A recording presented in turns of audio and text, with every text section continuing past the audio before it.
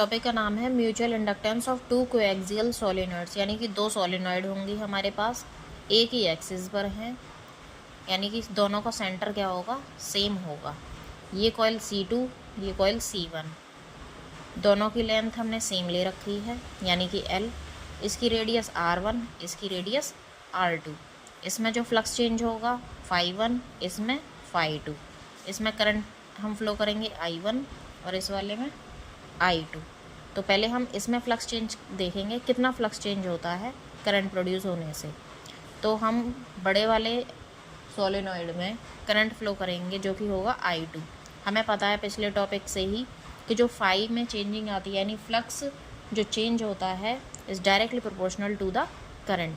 तो यहीं से ये आया, flux is directly proportional to current. ये N1 यानी कि नंबर ऑफ टर्न्स हैं, और जो प्रोपोर्शनलिटी के साइन हटाया हुआ है उसकी जगह एक कांस्टेंट आया है जो है M12, यानी म्यूचुअल इंडक्टेंस। म्यूचुअल इंडक्टेंस किसकी वजह से, जो सेकंड कॉइल में हमने करंट फ्लो किया है उसकी वजह से पहली वाली कॉइल में फ्लक्स कितना चेंज हुआ है। तो वैल्यू पुट करनी है। N1 किसके इक्वल होता है, N1 इंटू L। N1 है number of turns per unit length, और ये है लेंथ।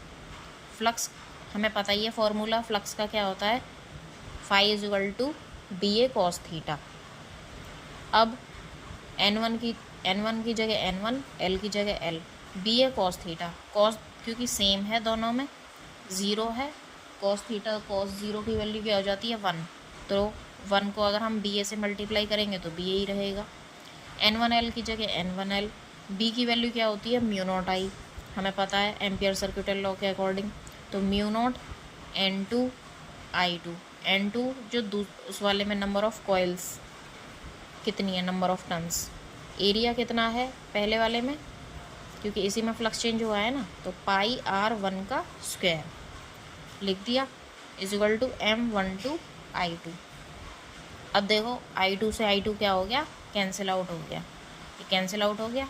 तो बची हुई टर्म्स क्या क्या बची, सीक्वेंस में लिख दिया है mu naught N1 N2 pi R1 का स्क्वायर, और जो ये L बची हुई है ये L M12, यानी कि हमारा म्यूचुअल इंडक्टेंस कितना निकल के आया, mu naught N1 N2 pi R1 L, R1 का स्क्वायर L।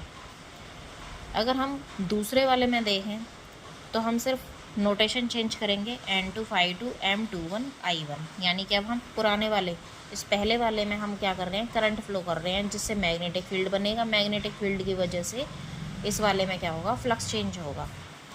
तो N2 की जगह पे क्या आएगा N2L, phi is equal to वही BA cos थीटा। N2L की जगह N2L, BA cos थीटा वही cos ज़ीरो है, जो कि cos ज़ीरो की वैल्यू 1 होती है, तो BA रह गया।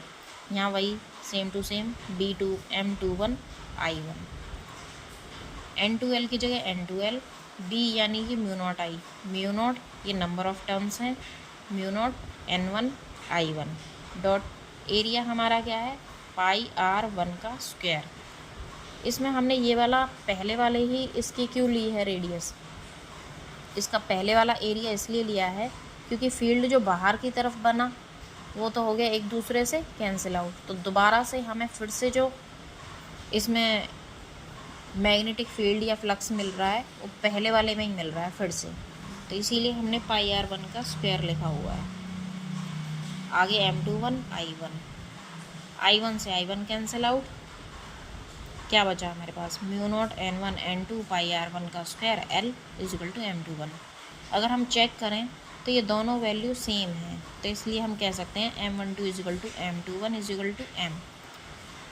अगर हम रिलेटिव परमेबिलिटी की बात करें तो क्या होगा, M is equal to mu r जो कि रिलेटिव परमेबिलिटी है, mu naught N1 N2 pi R1 का स्क्वायर L। ये हमारा म्यूचुअल इंडक्टेंस निकल कर आया। Thanks for watching.